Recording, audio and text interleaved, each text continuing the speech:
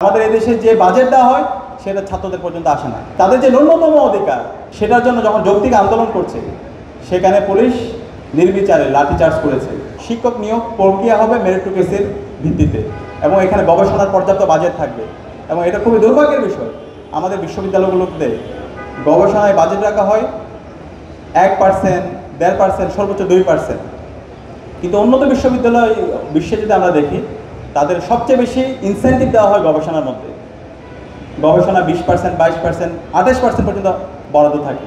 আর আমাদের এদেশে যে বাজেট দেওয়া হয় সেটা ছাত্রদের পর্যন্ত আসে না। সেটাও শিক্ষক এবং শিক্ষকদের মধ্যে যাদের এক্সেলেন্সি আছে তাদেরকে দেওয়া হয় না, সেটা দেওয়া হয় যারা বিভিন্ন দলীয় বিভিন্ন রঙের রাজনীতি করে, সাদা নীল বিভিন্ন ধরনের রঙের রাজনীতি। তো এর মাধ্যমে আমাদের শিক্ষা ব্যবস্থাকে ধ্বংস করে দেওয়া হয়েছে। আমাদের বাংলাদেশের আমরা যদি বাজেট দেখি সবচেয়ে নিগৃহীত অবস্থায় আছে আমাদের শিক্ষায় বাজেট। 1.5%-এর মতো বাজেট শুধুমাত্র শিক্ষায়। তো এইভাবে তো একটি জাতির উন্নতি হতে পারে না। আমরা দেখতে পাচ্ছি আমাদের যারা বেসরকারি স্কুলের শিক্ষার্থীরা, বেসরকারি স্কুলের যারা শিক্ষকরা আছে কীভাবে গতকালকে তাদের উপর নির্যাতন করা হয়েছে, কীভাবে পুলিশ আমরা ফেসিবাদী কায়দায় তাদের উপর হামলা দেখতে পেয়েছি। তাদের যে ন্যূনতম অধিকার, তাদের যে আবাসন এবং তাদের যে চিকিৎসার যে ভাতা, সেটার জন্য যখন যৌক্তিক আন্দোলন করছে সেখানে পুলিশ নির্বিচারে লাঠিচার্জ করেছে। এটা তো ফেসিবাদী কায়দা। আর আমরা যদি আমাদের সমাজের শিক্ষকদেরকে সম্মানিত করতে না পারি, তাদেরকে মর্যাদা দিতে না পারি, তাহলে এই সমাজ থেকে তো গুণীজন বের হবে না। তারাই তো আগামীর প্রজন্ম তৈরি করবে। আমি অনুরোধ করব অন্তর্বর্তীকালীন সরকারকে আমাদের এই শিক্ষকদেরকে সম্মানিত করুন।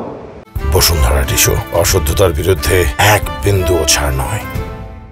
তাদের যে মৌলিক চাহিদা আছে, মৌলিক যে দাবি দেওয়া আছে, সেগুলো বাস্তবায়ন করার দায়িত্ব হচ্ছে রাষ্ট্রের। আপনার ফেসিবাদী কায়দায় আমাদের শিক্ষকদের সাথে আচরণ করবেন না, তাহলে ছাত্র সমাজ আপনাদের বিরুদ্ধে অবস্থান নেবে।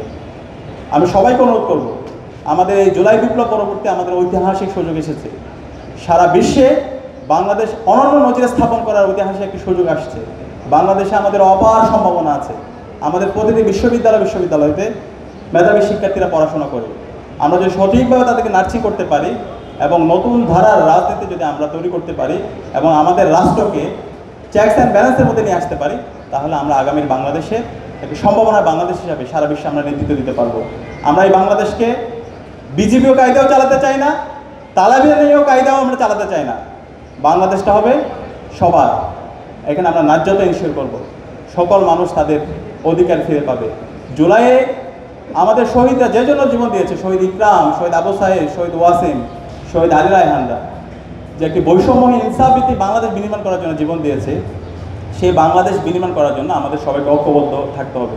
আমাদেরকে আগামী বাংলাদেশের জন্য প্রস্তুত হতে হবে। তো আমি আশা করব জগন্নাথ বিশ্ববিদ্যালয়ের শিক্ষার্থীরা সেই যাত্রায় নিজেদেরকে প্রস্তুত করবে এবং একই সাথে জগন্নাথ বিশ্ববিদ্যালয়ের ছাত্র সংসদ নির্বাচনের ইতিমধ্যে তারিখ ঘোষণা করা হয়েছে।